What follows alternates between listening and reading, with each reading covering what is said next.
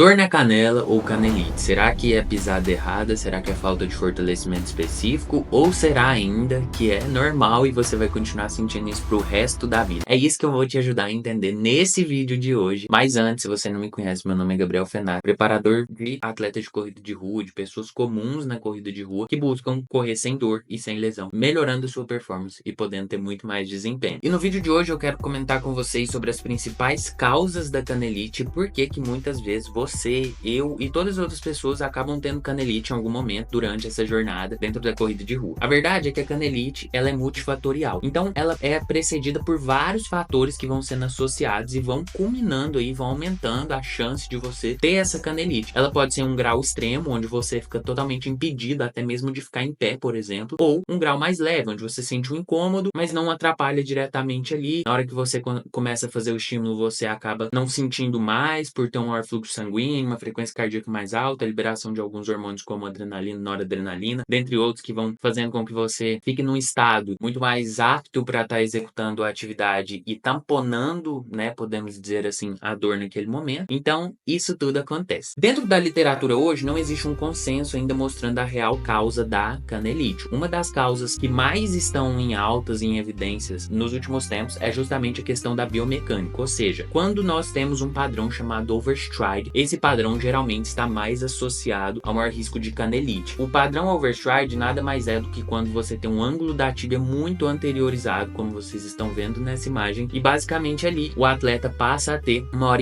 pico de impacto na parte anterior, que vai influenciar tanto na parte patelar do joelho, ou seja, a parte da frente do joelho, quanto na parte da canela. Então tudo isso gera um maior risco de canelite. Outro ponto biomecânico que também está muito relacionado à canelite é a pisada com o calcanhar. Geralmente está associada ao overstride junto com a pisada com o calcanhar. E isso tudo faz com que a pessoa tenha muito maior impacto naquelas articulações, naquelas estruturas ósseas, e por isso você vai tendo maior desgaste naquele lugar, você vai tendo um impacto maior e isso vai gerando esse desgaste que de forma crônica ou de forma aguda vai gerar dor. E é por essa razão que esse é um dos principais aspectos que você precisa considerar. Por isso, se você nunca fez uma avaliação biomecânica, não entende o que é e como que é a tua corrida, você precisa fazer isso. E eu tenho um mini curso completo de avaliação física dentro da comunidade Resilientes, onde eu ajudo as pessoas a entenderem qual é o padrão de corrida delas e a partir disso elas conseguem evoluir e ter muito mais performance, muito mais desenvolvimento, podendo evitar esse tipo de padrão de movimento, podendo evitar esse excesso de canelite,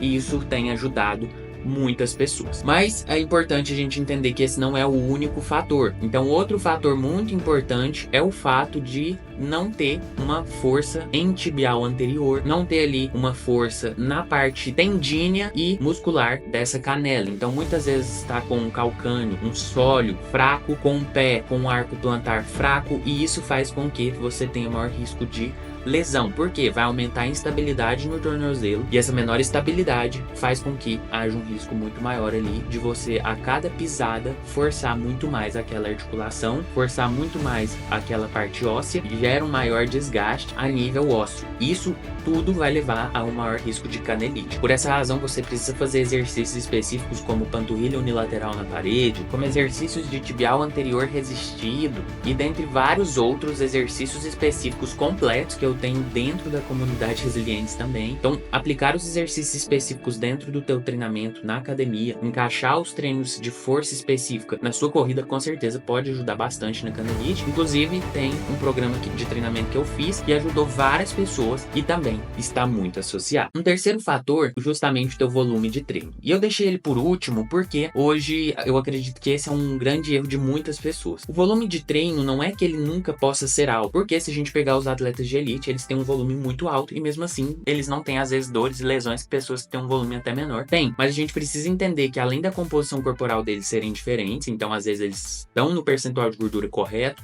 já tem uma estrutura pronta, e esse é justamente o erro. O grande erro quando a gente fala de volume e também de intensidade é que quando você tem um volume que aumenta de forma muito abrupta, ou seja, muito rápida, isso acontecendo cedo demais na preparação e com um volume excessivo ou uma intensidade excessiva, vai gerar Dor. O que seria a diferença entre um volume excessivo e uma intensidade excessiva? Um volume excessivo é, por exemplo, sair de 20 quilômetros rodados por semana para 60, enquanto que uma intensidade excessiva seria eu manter às vezes os 20 quilômetros, mas começar a fazer paces muito acima que vão fazer com que você talvez não esteja pronto naquele momento para aplicar aquilo e isso vai vir a gerar. Só que é importante ressaltar que não é porque você fez uma semana com volume muito alto ou não é porque você teve um dia ali que vai ter o grande erro. O grande erro da maioria das pessoas é que não fazem isso de forma progressiva e variando cargas ao longo do tempo. Ou seja, normalmente as pessoas ficam 4, 5, 6 meses fazendo o mesmo protocolo, tentando manter uma alta intensidade. E aí que está o grande erro, porque o segredo da preparação é justamente você alternar períodos com mais intensidade e volume com períodos de descanso, de recuperação, com sessões de recovery que a gente faz.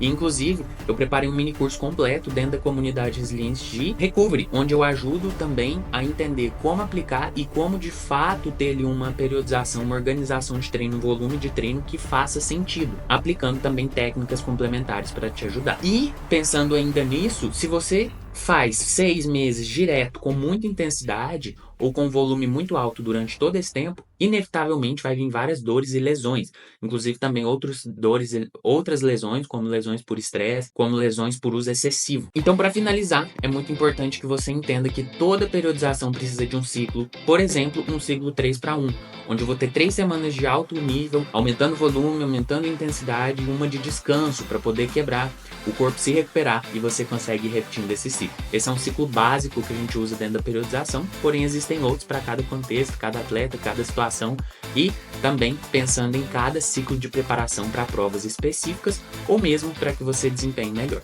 Por essa razão é muito importante que você entenda todos esses detalhes e comece a não errar mais na sua preparação, com isso, consequentemente, reduzindo as suas dores, os seus riscos de canelite e tendo uma melhora muito absurda. Inclusive, foi isso que o Flávio, que veio aqui para fazer a Outrunning, que é o meu método de treinamento de corrida de rua presencial, vivenciou.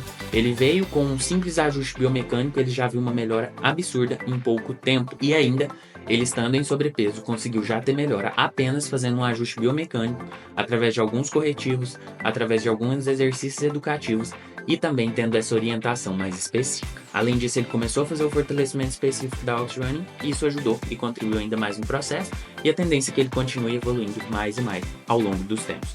Por essa razão, se você também quiser viver isso, não deixe de se inscrever aqui, fazer parte da comunidade Resilientes e eu vejo vocês em um próximo momento. Valeu!